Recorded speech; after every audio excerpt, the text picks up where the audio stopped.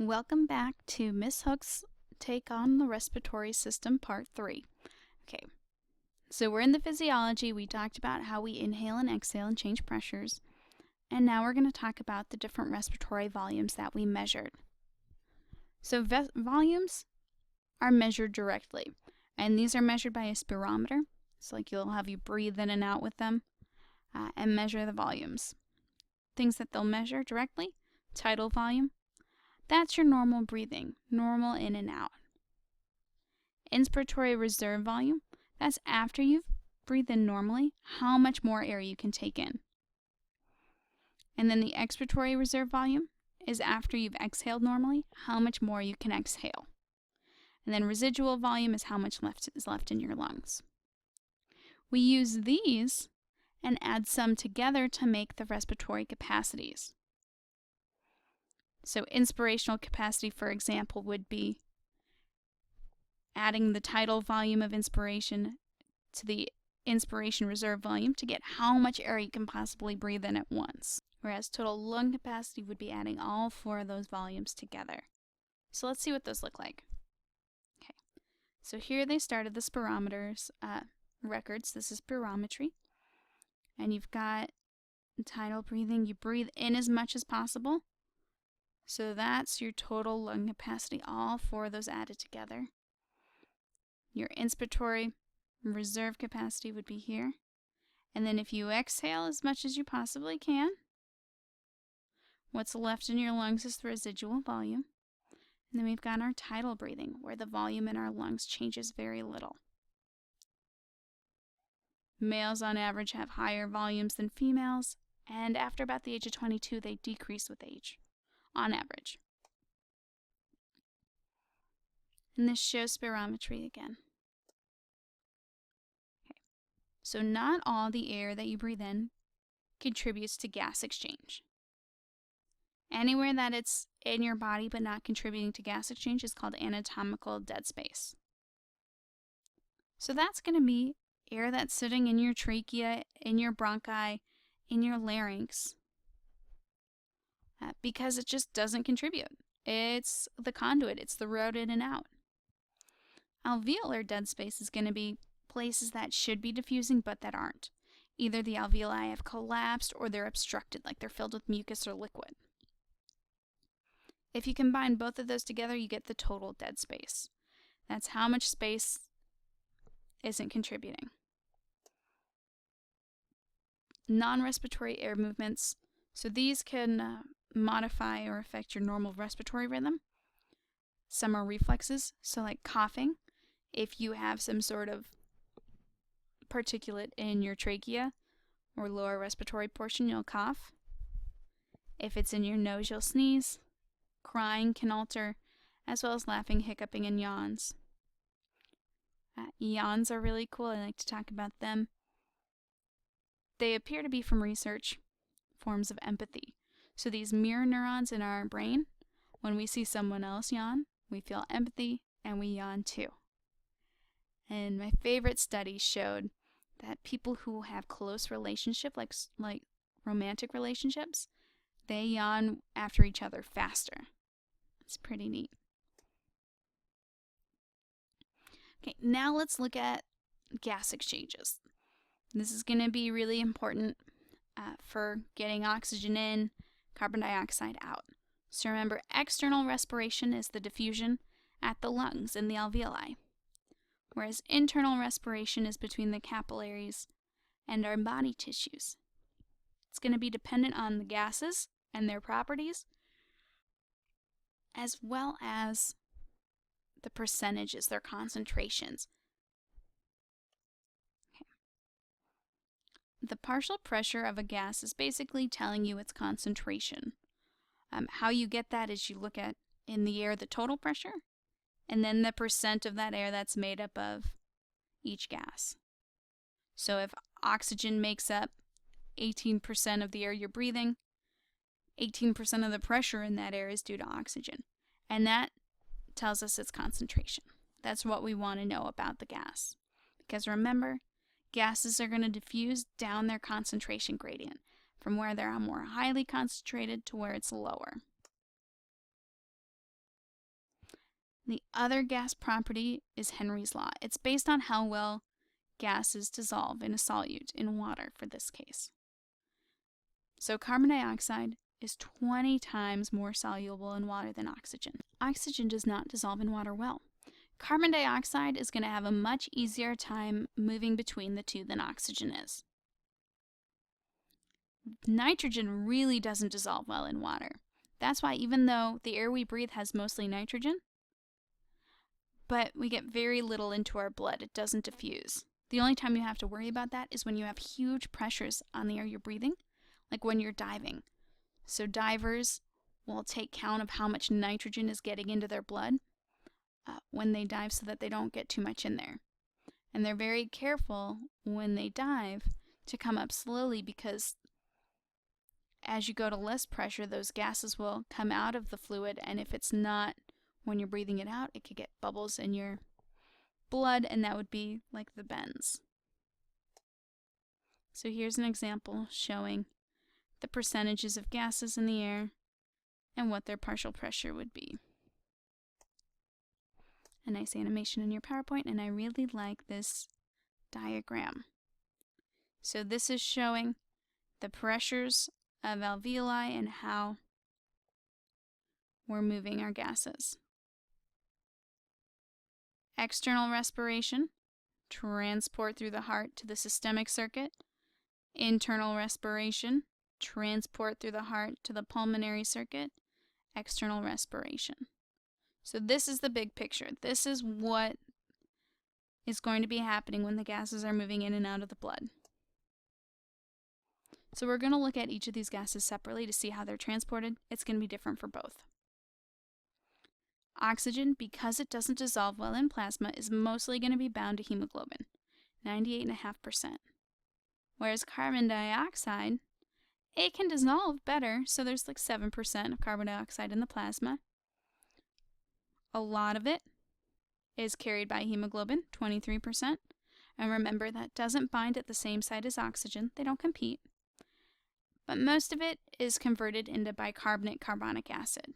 There's an enzyme in our red blood cells that changes carbon dioxide into HCO3. Imbalances, if you don't get enough tissue oxygenation, it's hypoxia, low oxygen. That can cause cyanosis. Cyan is blue.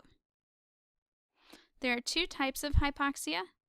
Anemic, which we discussed a lot in the blood, where our blood can't carry enough oxygen. There's not enough red blood cells, there's not enough hemoglobin. Whereas ischemic hypoxia, our blood is fine, but it's not able to get to the areas. So if you have a heart attack, if this shows a tumor blocking blood flow, everything after that is going to be hypoxic.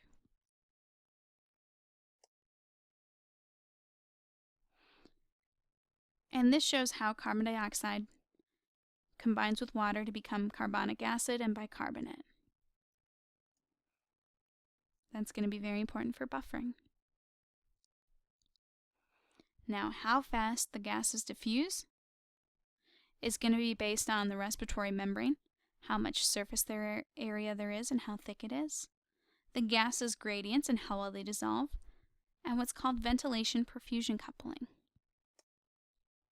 So first part, pretty obvious, we've covered it. Thinner membrane, more surface area, more respiration. Partial pressures, for oxygen, there's a fairly large difference in pressure, 104 millimeters mercury versus 40. So the oxygen is going to move where it's higher in the alveoli, down its concentration gradient into the blood. Carbon dioxide has a much lower gradient. There's only a difference of 5 millimeters mercury. But because it's so much more soluble in water, it moves just as quickly as oxygen. And in this case, it goes from where it's high in the blood into the alveoli. And I would really recommend for you to make a picture of this while you're doing it. Okay. The last part that can control gas exchange is ventilation-perfusion coupling. Perfusion is blood flow to the alveoli, and ventilation is gas flow to the alveoli. So we want the most fresh air going to where we have the most blood flow, where there's the most surface area that's not blocked for exchange. So we control perfusion, blood flow, by contracting or relaxing the arterioles of our blood vessels. And what you do is you monitor your alveoli oxygen levels. If the alveoli have lots of oxygen, we want lots of blood going there. If the oxygen levels are low, those arterioles constrict and send less blood there. That way, blood picks up as much oxygen as possible. In ventilation, you're looking now at carbon dioxide levels. So if your alveoli have lots of carbon dioxide, that means you need to get more oxygen in there. You want to get that carbon dioxide out. We're having lots of gas exchange, so your bronchioles dilate. They let more air in and out. Where alveolar carbon dioxide is low, the bronchioles constrict. If we're not getting carbon dioxide from the blood, there's no reason to get more air in and out. There, we get rid of carbon dioxide more efficiently, more rapidly. And this shows a normal alveoli, and alveoli clogged with mucus and blood flow. Very little gas exchange is going to occur here. So what we'd want to do is constrict this airway and constrict blood flow to the area. We'd want to send more blood over to this healthy one, which would then mean we're getting more carbon dioxide. These would open up, and you get more fresh air in as well. Now let's look at internal respiration, the diffusion between our systemic capillaries and our body tissues. So the same ideas are going to be in play here. These partial pressures and solubility are going to be important for movement.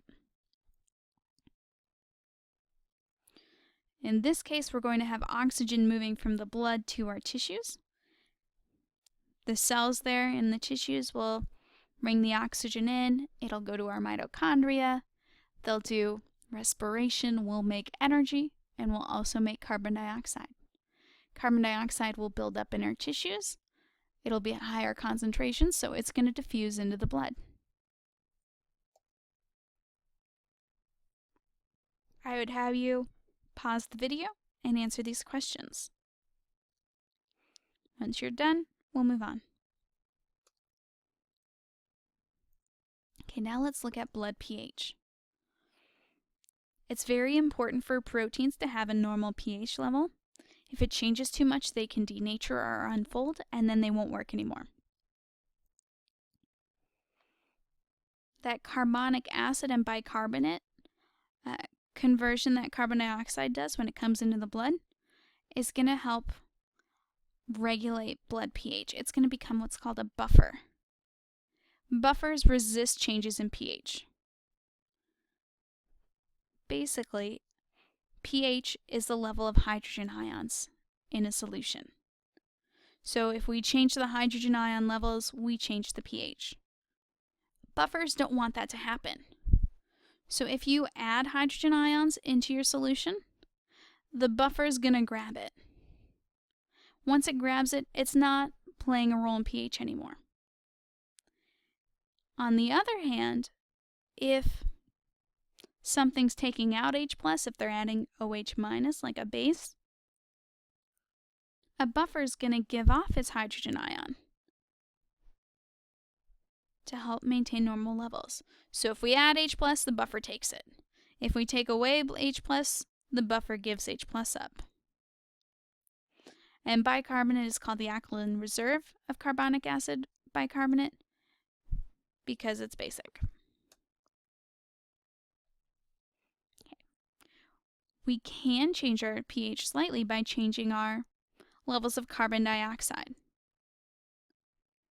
If you do slow, shallow breathing, you're going to have carbon dioxide build up, which means you're forming more carbonic acid that gets changed into bicarbonate, which releases a hydrogen ion, makes it more acidic. So basically, more carbon dioxide means more acidic. If you breathe really fast, really deep, you're going to have less carbon dioxide. It's going to be more basic. Okay. How do we control respiration? When you're unconsciously breathing, your brainstem takes that over. There's what's called the reticular formation that has your respiratory centers and your medulla and pons that control it. They send signals to your muscles that change the volume of your thoracic cavity. However, you can override that. Your hypothalamus does. It can modify the rate and depth of respiration. It can be gasping when you are in pain. And then you can also have upper level control, like with your cortex that has the voluntary movements. So we can control our breathing. It's voluntary. You can only do that for so long, though, if you're holding your breath and you get too low carbon dioxide, your brainstem will reinstate your breathing. We already discussed this a little bit. We sneeze or cough because we have irritants. If they're in your nasal cavity, you sneeze. If they're lower in the respiratory tract, you cough. Homeostatic imbalance is chronic obstructive pulmonary disease, COPD. It's a large name for lots of different diseases that all cause obstructions. So chronic bronchitis and emphysema are really good examples. They're going to decrease the surface area, decrease your ability to get air in and out properly. Very common in people who smoke. You'll also see someone living in high pollutant areas have the same problems.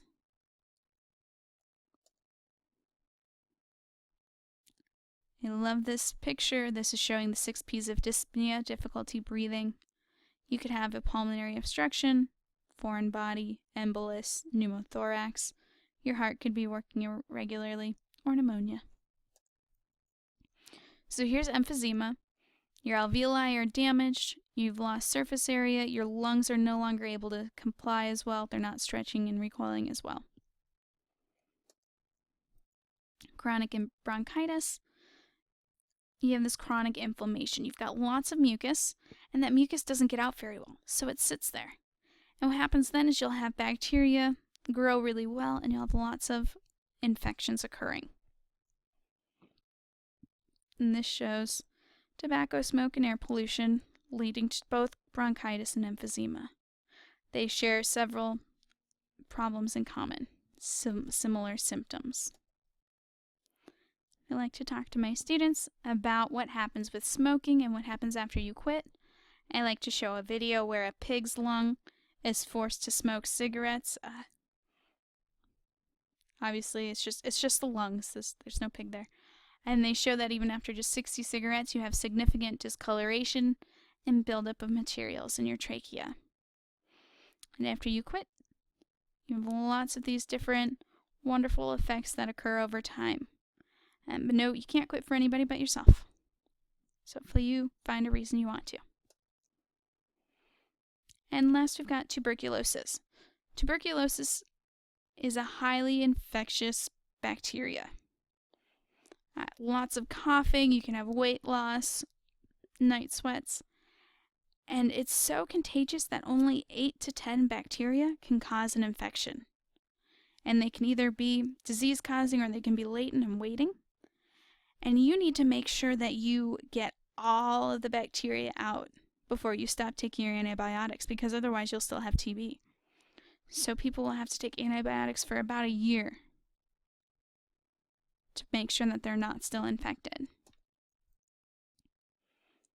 And then let's go into the cancers. Lung cancers are the leading cause of cancer deaths in North America, mostly from smoking. They're not the most common cancer, that's skin cancer, but lung cancers are far more fatal. There are different types of cases depending on which areas of the lungs have formed cancer, are dividing rapidly and out of control. And some are more likely to metastasize, like the small cell carcinomas metastasize, spread to other areas. Next, cystic fibrosis, which is a really cool but awful disease. It's genetic. And the only thing that's different between someone with cystic fibrosis and someone who's not is their gene for chloride membrane channels. So basically what you're doing is you're pumping chlorine to help move water. Water follows salt. It wants to keep everything balanced. And so if you can't push chlorine, your mucus doesn't get very watery, it's very thick. It'll clog passageways, the bacteria will grow in there, you won't be able to get it out very well. It can be fatal. 1 in 40 people are carriers of European descent. And aging, the amount of air we can take in decreases. Macrophages aren't reproduced as quickly. We're not carrying oxygen as well. Our cilia don't work as well. And therefore, elderly people oftentimes will have pneumonia, bronchitis, and the other issues that we've seen. Okay, thanks. Have a great day.